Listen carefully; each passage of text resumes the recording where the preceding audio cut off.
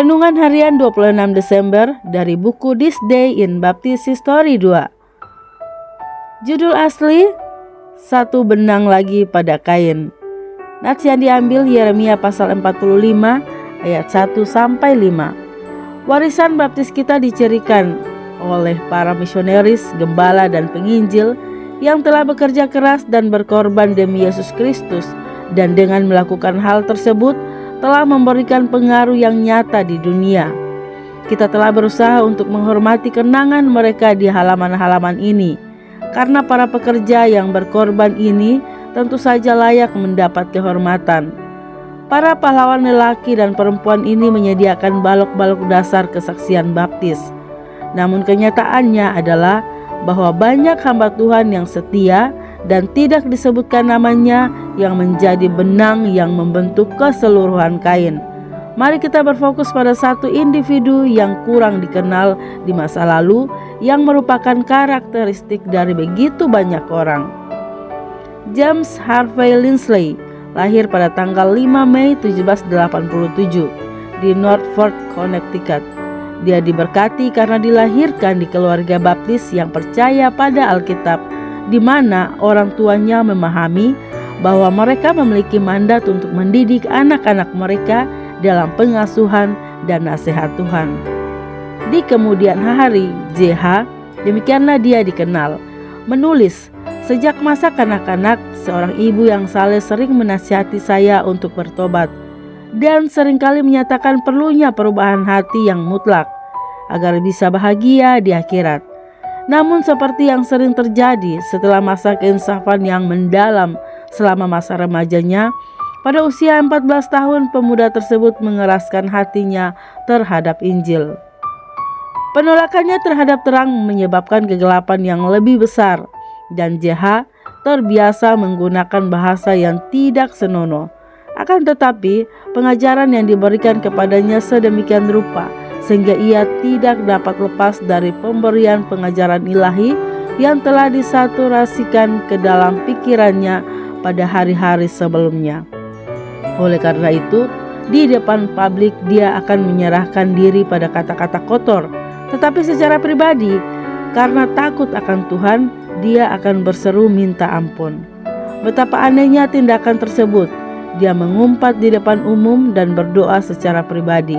Tentunya ketika seseorang terus meluncur menuruni lereng kejahatan yang licin, kecepatan perjalanan tragis tersebut semakin meningkat. Tak lama kemudian, JH merasakan dirinya berada dalam keberdosaan yang begitu dalam, sehingga dalam keputusasaan ia mulai berpikir bahwa ia telah melakukan dosa yang tidak dapat diampuninya. Pada musim gugur tahun 1809, pemuda tersebut menemani pamannya yang merupakan seorang universalis dalam perjalanan bisnis ke selatan. Seperti yang sering terjadi, Tuhan menggunakan kesulitan fisik untuk membawa pria berusia 22 tahun itu kepada dirinya. Saat berada di Charlestown, Virginia pada bulan Februari 1810, dia jatuh sakit parah. Dia takut bahwa dia akan mati dan meminta sebuah Alkitab. Namun pamannya meyakinkan dia bahwa tidak ada yang tersedia. Ia meminta agar seorang pengkhotbah dipanggil. Namun pamannya yang tidak beriman terlalu malu untuk memintanya. JH masuk ke dalam apa yang dia pikirkan sebagai lembah bayang-bayang maut. Namun Tuhan mengasihani dia dan menyembuhkan dia. Sekembalinya ke rumah ayahnya, ia mulai mencari Tuhan. Dan pada tanggal 27 Desember 1810, kenyataan keselamatan membanjiri hatinya dan hidupnya diubahkan sepenuhnya. Dia disambut oleh orang-orang kudus dari gereja baptis di North Haven yang peniliknya adalah Gembala Joshua Bartley. Dia dibaptis berdasarkan pengakuan imannya, dan 2 tahun berikutnya merupakan periode pertumbuhan rohani yang gemilang dalam kasih karunia Tuhan. Karena terbebani untuk memberikan kesaksian kepada orang lain, JH melakukan upaya pertamanya dengan mengunjungi seorang teman dan membangunkannya pada tengah malam. JH mencurahkan isi hatinya kepada rekannya yang belum diselamatkan. mengharapkan keselamatan akan terjadi sebagai hasil. Ketika ia menyelesaikan presentasinya, pemuda yang belum diselamatkan itu berada dalam kegelapan yang sama seperti ketika dia pertama kali terbangun. Dan JH dengan sedih meninggalkan tempat itu. Namun sebuah keyakinan mencengkeram hati JH bahwa dia harus memberitakan Injil. Dan pada tahun 1813, pada usia 26 tahun, dia masuk Yale College untuk mempersiapkan diri. Karena dia harus menghidupi dirinya sendiri, dia perlu menjabat sebagai kepala sekolah di akademi lokal di New Haven. Dia lulus dengan kelasnya pada tahun 1817 dan pada bulan Februari 1818 JH menikahi Nona Sophia Lyon dan keduanya menantikan kehidupan pelayanan Kristen. Segera menjadi jelas bahwa hal ini tidak akan terjadi karena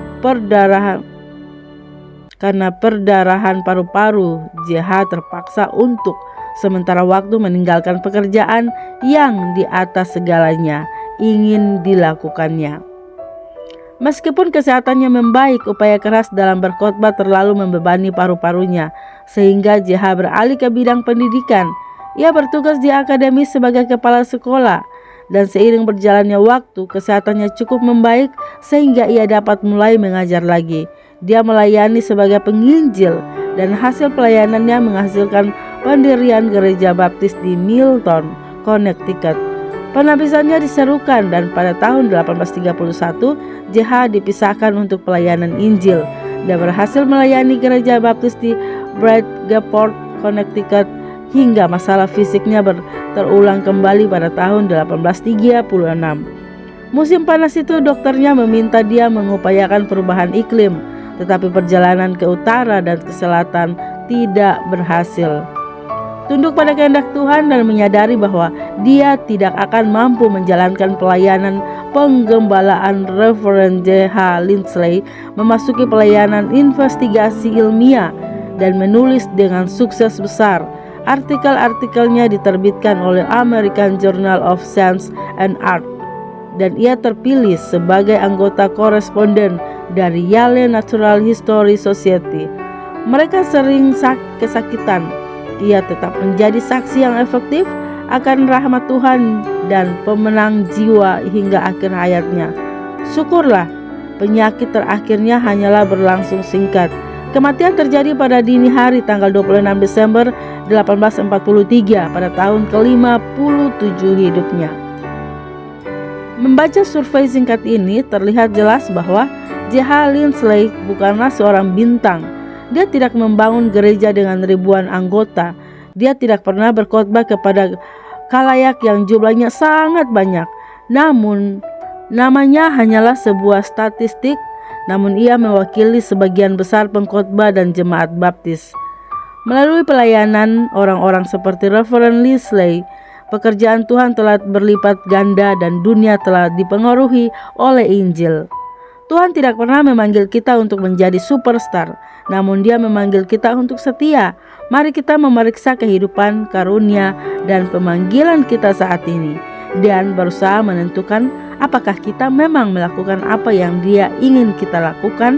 Renungan tambahan Dr. Swento Liau. Poin pertama, memang betul selembar kain yang indah disusun melalui ribuan bahkan jutaan benang kecil, dan semakin halus benangnya, maka akan menghasilkan kain yang semakin halus dan indah. Sejak murid-murid awal dibaptis oleh Yohanes Pembaptis, yaitu para Rasul Kristus yang percaya kepada Injil yang pertama diberitakan Yohanes. Seterusnya Injil diberitakan sepanjang masa.